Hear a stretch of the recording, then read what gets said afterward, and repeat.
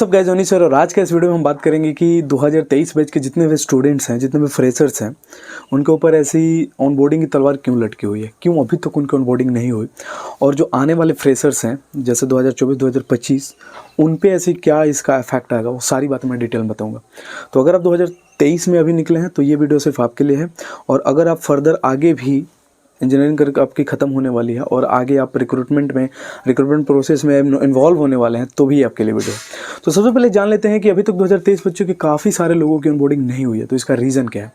तो इसका रीज़न यार सेम और बड़ी सिंपल है। इसका रीज़न सिंपल ये है कि काफ़ी सारा जो अभी तक जिनकी ऑनबोर्डिंग हुई थी 2022 या 2021 बैच के, वो लोग अभी बेंच पे हैं। बेंच क्या होता है किसी भी कंपनी में? तो सपोज कोई कंपनी मास हायरिंग एक बार करे, जैसे मान लीजिए तो कोई बड़ी कंपनी, जितने भी मेजर आईटीज कंपनी है जैसे HCL, कैप्जेमिनी, TCS, तो ये सारी कंपनी क्या करते हैं, एक बार में काफ़ी सारे लोगों को हायरिंग करती है। जब ये हायरिंग चल रही होती है तो वो एक बार में 40 से 50 हज़ार लोगों को पिक करती हैं अपने कैंपस में जाके, अलग अलग कैंपसेस में जाके ऑनलाइन टेस्ट करा के वो काफ़ी सारे लोगों को पिक करती है।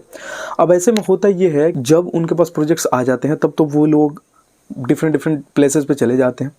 अगर उतने प्रोजेक्ट्स नहीं आते या उतने लोग कंपनी छोड़ के नहीं जाते जितने उसकी एक्सपेक्टेशन रहती है, तो इन लोगों को ऑन होल्ड कर दिया जाता है। मतलब इनको सैलरी मिलेगी लेकिन ये किसी प्रोजेक्ट में नहीं रहेंगे, ये एम्प्लॉय रहेंगे लेकिन ये किसी प्रोजेक्ट में नहीं रहेंगे, तो ये डिफरेंस हो जाता है। तो ऐसे लोगों को हम कहते हैं कि वो अभी इस कंपनी में बेंच पे हैं। मतलब उनकी एम्प्लॉयमेंट हो गई है, उनको सैलरी भी मिलेगी, बस सैलरी में कुछ पार्ट जो होता है नहीं मिलता है, जैसे परफॉर्मेंस बोनस वगैरह जो होता है वो नहीं मिलता है, क्योंकि परफॉर्मेंस आप तभी दे सकते हो जब आप किसी प्रोजेक्ट में हो, और जब तक आपकी प्रोजेक्ट आपको नहीं मिली है तब तक आप बेंच पे हो, तो आपको परफॉर्मेंस बोनस नहीं मिलेगा, जो कि काफ़ी कम होता है। मतलब अमूमन 90% सैलरी उनको मिल रही होती है, ठीक है, और उनको कोई काम भी नहीं करना पड़ता। तो ऐसे लोग बेंच पे होते हैं। अब जो 2022 बैच में काफ़ी सारे लोगों को एक बार जब कंपनी उठाई, क्योंकि उस समय कोविड समय चल रहा था, राइट, 2022 में, और उस समय कंपनीज़ को लग रहा था कि अब ये रिमोट वर्क जो है वो काफ़ी बढ़ने वाला है। कंपनीज़ ने ऐसा फील किया कि काफ़ी सारे लोगों की शॉर्टिंग होने वाली है IT फील्ड में, तो उन्होंने क्या किया, भर भर के लोगों को ले लिया, ठीक है, उस समय 2022 में। लेकिन इनकी ये एक्सपेक्टेशन पूरी तरह से गलत साबित हुई। अब 2022 जैसे ही ख़त्म हुआ, जैसे कोरोना ख़त्म हुआ, तो जितने भी US बेस्ड प्रोजेक्ट्स थे उन पर काफ़ी भारी गिरावट है। US में काफ़ी सारी नौकरियाँ चली गई। US जितने भी बड़ी बड़ी कंपनियाँ जैसे गूगल, फेसबुक तक को ले ऑफ करना पड़ा, आपने हाल ही में सुना। तो ऐसे में क्या हुआ कि उनके सारे प्रोजेक्ट्स धीरे धीरे हाथ से जाने लगे। तो ये जितने भी फ्रेशर 2022 में उन्होंने एक्स्ट्रा लिए थे वो ऑलरेडी बेंच पे चले गए। अब जब बेंच पे चले गए तो 2023 में इनको लगा कि हो सकता है और भी प्रोजेक्ट्स आएंगे, या हो सकता है कि फिर बूम आएगा, लेकिन 2023 में और रिसेशन बढ़ता ही चला गया। तो 2023 में जिनकी ऑफर लेटर मिल चुकी थी उनको आज तक ऑनबोर्डिंग नहीं हुई है। तो मेन रीज़न इसका यही है कि अभी तक आपकी ऑनबोर्डिंग अगर नहीं हुई है तो इसका मेन रीज़न है 2022 के लोग अभी तक बेंच पे हैं। अब आगे आने वाली जो करंट एम्प्लॉयमेंट है उस पर क्या असर पड़ेगा, तो सबसे पहले हम जान लेते हैं कि जितने भी एम्प्लॉयमेंट आगे आने वाली है उस पर स्लो डाउन होगा, पक्की फिक्स बात है। जितनी बड़ी बड़ी कंपनियां जैसे TCS ने भी कहा है कि आगे आने वाले समय में वो कैंपस हायरिंग थोड़े समय के लिए स्लो डाउन करेगी। कैप्जेमिनी ने भी सेम बात कही है। काफ़ी सारे लोग HCL को छोड़ के गए, लेकिन फिर भी HCL अभी तक अपने पिछले लोगों को ऑनबोर्डिंग नहीं करा रही है। ऑनबोर्डिंग हो भी रही है तो बहुत धीरे धीरे ऑनबोर्डिंग हो रही है, बहुत धीरे, मतलब काफ़ी स्लो डाउन है ऑनबोर्डिंग।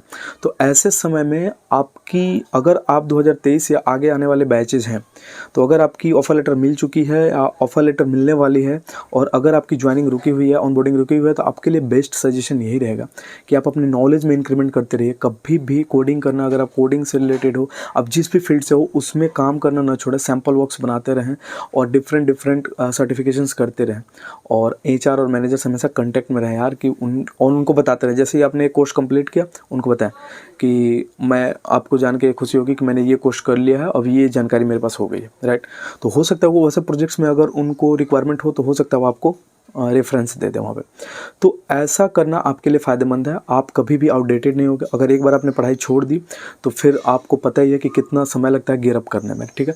तो आपके लिए बेस्ट सुझाव यही है कि आप अपने पढ़ाई करते रहें, और कोडिंग अगर कर रहे हैं तो कोडिंग करते रहें। जिस भी फील्ड में आपने इंजीनियरिंग करी है उसके सैम्पल वर्क्स करते रहें, ठीक है। फ्री में भी अगर करना पड़े तो करें, क्योंकि नॉलेज जब तक रिफ्रेश नहीं होगी तो आप बिल्कुल शांत पड़ जाओगे। आपको पता ही है कि जब तक गाड़ी में आप ग्रीसिंग नहीं दोगे, गाड़ी को चलाओगे नहीं, तो गाड़ी में जैम हो जाता है, ठीक है। तो ऐसा ही हमारा दिमाग भी है। तो इसीलिए अगर आपकी ऑनबोर्डिंग नहीं हो रही तो घबराना नहीं, ऑनबोर्डिंग होगी। आने वाले समय में ऑनबोर्डिंग जरूर होगी। Q3 Q4 अभी बाकी है, इसमें ऑनबोर्डिंग काफ़ी, अभी 2 क्वार्टर ही बीते हैं इस साल के, तो ऑनबोर्डिंग होना तय है। लेकिन आप आपके लिए बेस्ट सुझाव यही है कि आप अपने आप को हमेशा रिफ्रेश करते रहें, हमेशा कुछ ना कुछ पढ़ते रहें। मिलते हैं नेक्स्ट वीडियो में नए टॉपिक के साथ। अगर आपको वीडियो इन्फॉर्मेटिव लगा तो चैनल जरूर सब्सक्राइब कर लो यार। डिफरेंट प्लेटफॉर्म्स पे आप मुझसे क्वेश्चन कर सकते हो, जैसे Instagram, Telegram etcetera, different places पे। तो ऐसे में मैं क्या करता हूँ, वहाँ पे काफ़ी सारा आंसर देता हूँ। कमेंट आप करिए, कमेंट का तो मैं तुरंत आंसर दे देता हूँ। और अगर आपको और भी ज़्यादा जल्दी आंसर चाहिए तो इंस्टाग्राम पे आप फॉलो करके वहाँ पे मैसेज करो। मिलते हैं नेक्स्ट वीडियो में नए टॉपिक के साथ, तब तक के लिए have a good day, bye. Please subscribe the channel.